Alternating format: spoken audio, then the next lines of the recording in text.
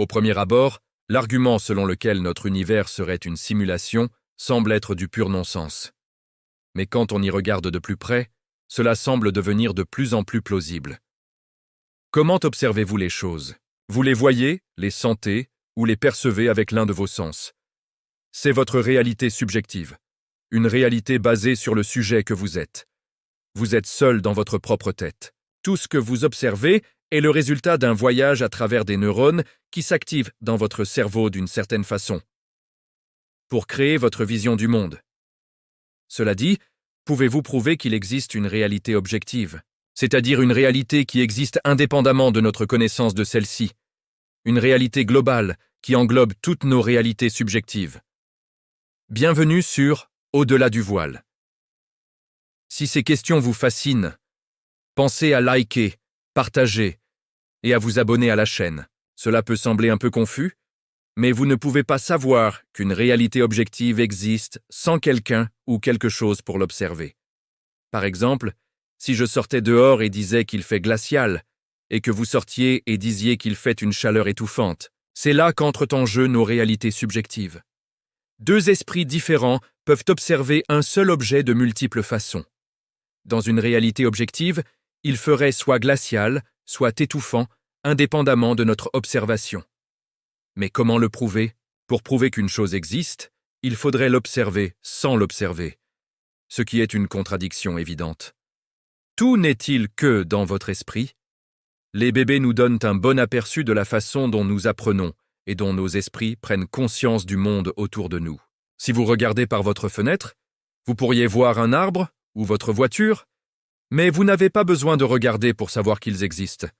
C'est ce qu'on appelle la permanence de l'objet, la connaissance que les objets existent même quand nous ne les percevons d'aucune façon. Cependant, nous ne naissons pas avec cette capacité. C'est quelque chose qui se développe avec le temps. Vous avez certainement déjà vu ou joué à cache-cache avec un bébé.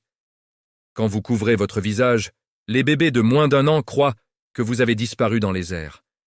Mais quand vous enlevez vos mains, vous réapparaissez dans leur réalité. La connaissance que les choses existent, même quand on ne peut pas les observer, n'est acquise que vers l'âge de 2 ans. Mais est-ce vraiment vrai? Cela renvoie à votre réalité subjective. Après un moment, vous pourriez apprendre que certaines choses semblent exister même quand nous ne les observons pas. Mais comment en être certain? En fin de compte, c'est juste votre réalité subjective. C'est grâce à votre conscience que vous pouvez même observer quoi que ce soit. Prenons cet exemple. Quand vous regardez votre ordinateur ou votre téléphone, vous savez que toutes ces choses sont composées d'atomes. Mais vous ne pouvez pas vraiment les voir, n'est-ce pas? Ce n'est que lorsqu'on utilise un appareil comme un microscope pour les observer qu'on peut réellement voir ces atomes. On ne peut pas les voir tant qu'ils ne sont pas observés de près. Cela pourrait rendre la simulation d'un univers bien plus facile. Simuler un univers entier avec des milliards de galaxies sur des milliards d'années-lumière nécessite énormément de puissance de calcul. Tout ce qu'une espèce post-humaine aurait à faire, c'est de simuler la conscience de ces sujets, ou peut-être même d'un seul sujet. Y a-t-il un moyen de prouver que quelqu'un avec qui vous parlez au quotidien n'est qu'une autre fonction de code dans la simulation? Quand vous jouez à des jeux vidéo, vous remarquez que les éléments ne s'affichent pas complètement quand vous ne les regardez pas. Puisque les jeux vidéo sont des simulations de notre réalité, pourquoi un univers simulé ne suivrait-il pas une stratégie similaire? Si un arbre tombe dans une forêt et que personne n'est là pour l'entendre, fait-il du bruit? Dans un univers simulé, s'il n'y a personne pour être conscient de cet événement, il n'y a aucune raison pour qu'il fasse du bruit. Si on tombait sur cet arbre plus tard, il serait simplement couché sur le sol pour donner l'illusion qu'il est tombé. Si nous n'observons pas les galaxies dans le champ profond de Hubble, quelle est l'utilité pour elles d'exister en permanence? Il est possible que seuls des fragments de ce que nous appelons l'univers existent et soient observés à un moment donné. Si la technologie continue d'avancer, il est alors possible que nous disposions d'une puissance de calcul quasi illimitée dans le futur. Comment une civilisation pourrait-elle obtenir ce type de puissance? Vous vous souvenez de ces poupées russes inquiétantes? Il existe un concept qui fonctionne de cette façon, mais à une échelle stellaire. Et si notre univers n'était que l'une de ces poupées, nichée à l'intérieur d'une réalité encore plus vaste? Prenons notre Soleil comme exemple. Il est vraiment grand, vraiment chaud, et rayonne une énorme quantité d'énergie. Si nous pouvions d'une façon ou d'une autre exploiter toute cette énergie, nous pourrions l'utiliser pour simuler des millions d'univers simultanément. Mais comment sommes-nous censés recueillir toute cette énergie? En utilisant ce qu'on appelle les cerveaux matriochka. Si une civilisation avancée était capable de construire une mégastructure entourant le Soleil en plusieurs couches, tout comme les poupées, elle aurait toute l'énergie du Soleil à sa disposition. Une civilisation capable de cela pourrait le faire avec plusieurs étoiles et serait en mesure de simuler autant d'univers qu'elle le souhaite. Nous pouvons exécuter des simulations sur nos propres ordinateurs qui projettent notre univers à grande échelle. Le projet Illustris le fait très bien. Tout comme le jeu de la vie, ce projet ressemble beaucoup à un jeu à 0 joueur. Les scientifiques on donne certaines propriétés qui correspondent à notre univers près du début. Puis l'on simplement laisse tourner. Il est capable de projeter notre univers à grande échelle avec une très bonne précision, avec la puissance de calcul d'aujourd'hui. À l'avenir, des simulations comme celle-ci deviendront de plus en plus précises, jusqu'à ce qu'elles deviennent peut-être même réalistes. Cependant, elle ne peut pas être parfaite. Quand nous observons des atomes et tentons de voir des électrons ou d'autres particules, nous ne pouvons pas connaître à la fois la position et la quantité de mouvement de ces particules avec une certitude absolue. C'est ce qu'on appelle le principe d'incertitude de Heisenberg. Il y a une limite à ce que nous pouvons savoir sur la particule. Cela signifie que dans toute simulation, il est impossible de représenter avec exactitude tout exactement tel que c'était. On ne peut jamais avoir une simulation parfaite de la réalité. Elle sera toujours légèrement plus lente que la réalité elle-même. Pour pallier ce problème, des limites doivent être mises en place, des astuces et des tours de passe-passe doivent être utilisés. Si vous avez un vieil ordinateur et essayez de faire tourner les jeux les plus récents avec 20 onglets Chrome ouverts, vous observerez une baisse évidente des performances. Le vieil ordinateur n'a pas la puissance nécessaire, donc il ralentit. Pensez maintenant au trou noir. Quand vous êtes proche d'autant de matière en un seul endroit, le temps ralentit littéralement. C'est comme si celui qui a créé la simulation avait ralenti certaines parties pour maintenir l'énergie requise à un niveau bas. Cela pourrait-il être une explication pour la vitesse de la lumière?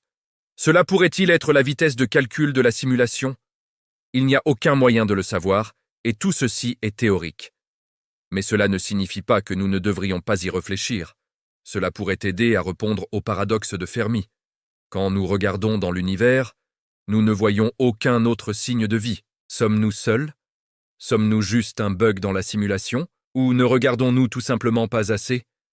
Prenez les créatures qui vivent au fond de nos océans. Sont-elles conscientes que nous, les humains, existons? Savent-elles qu'elles vivent sur un rocher flottant autour d'une boule de gaz chaude en orbite, autour d'un grand trou noir mortel? Probablement pas. Et si nous étions comme ces créatures, limite par ce que nous appelons l'univers observable? Peut-être que l'univers ne peut pas exister sans des esprits conscients pour l'observer. L'idée d'univers simulé pourrait également expliquer la théorie du multivers. L'idée d'un multivers est simplement que de multiples univers existent. Dans de nombreuses situations où il y a une forte probabilité de mort imminente, il est rapporté que la vie a défilé devant les yeux. Les moments les plus spéciaux et les souvenirs revenant en un instant. Des chercheurs ont analysé de multiples cas de ces expériences. Dans presque tous ces cas, les personnes interrogées ont déclaré avoir perdu tout sens du temps. L'une d'elles a écrit « Il n'y a pas de progression linéaire. Il y a une absence de limite temporelle. C'était comme être là pendant des siècles.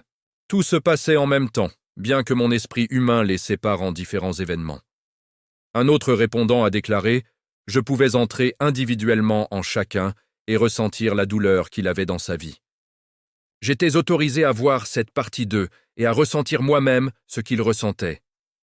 Quand les gens vivent ces choses, c'est comme s'ils vivaient une autre vie. C'était comme s'ils avaient mis le pied dans une réalité alternative. L'idée du temps n'existait plus, et ils étaient capables d'analyser des choses qu'aucune autre personne vivante ne pourrait faire. Quand vous parlez avec un ami et avez cette étrange sensation de déjà-vu, que vous avez eu la même conversation auparavant. Peut-être que vous, dans un autre univers ou une autre simulation, avez réellement vécu la même chose. L'illusion du libre arbitre nous permet de vivre nos vies comme bon nous semble. Mais si chaque décision avait été préprogrammée dans la simulation dans laquelle nous pourrions exister? Chaque choix vous a amené à ce moment précis, chez vous sur votre téléphone, à regarder cette vidéo. La technologie actuelle surpasse déjà considérablement les performances humaines. C'est pourquoi Tesla utilise des robots pour des tâches complexes. Les neurones biologiques, ceux qui s'activent dans votre cerveau chaque seconde de la journée, fonctionnent à une vitesse maximale d'environ 200 Hz, tandis que les microprocesseurs modernes fonctionnent à au moins 2 GHz, soit 7 ordres de grandeur plus rapides. Même avec la technologie moderne, une IA super intelligente, par exemple un esprit humain tournant sur du matériel plus rapide que le cerveau, pourrait prendre des décisions des millions de fois plus vite que les humains actuels. Elle serait capable d'envisager chaque issue et de choisir parmi les meilleures. Cependant, nous ne sommes pas une IA super intelligente. Il y a une limite à ce que le cerveau humain peut faire, à ce qu'il peut observer. Nous avons néanmoins fait quelques découvertes très importantes qui continuent de nous pousser à poser des questions. Et surtout, les mathématiques. Les mathématiques semblent universelles. Il y a des nombres, des schémas et des choses qui vont de la taille des atomes à la taille des galaxies. Les découvertes que nous avons faites au cours des derniers milliers d'années nous ont permis de poser des questions folles. Vivons-nous dans une simulation? Si nous devions mettre chacune des milliards de simulations possibles dans un chapeau, les mélanger et en piocher une au hasard, quelles seraient les chances de tomber sur l'original, celle qui a créé toutes les simulations en premier lieu? Quelles sont les chances que la Terre sur laquelle nous vivons existe vraiment? Peut-être qu'une espèce extraterrestre avancée est tombée sur notre planète morte après des milliards d'années et a trouvé des traces de notre ADN et a ensuite créé une simulation à partir de cela pour apprendre l'histoire du terrain vague qu'elle venait de découvrir. Si c'est le cas, bonjour. Nous ne pouvons jamais en être certains. Tout ce que nous pouvons faire, c'est observer. Espérons que notre jeu de la vie est l'un que nous pouvons gagner. N'hésitez pas à laisser un commentaire, à liker et à partager cette vidéo avec vos proches. Et abonnez-vous à Au-delà du voile pour continuer ce voyage avec nous.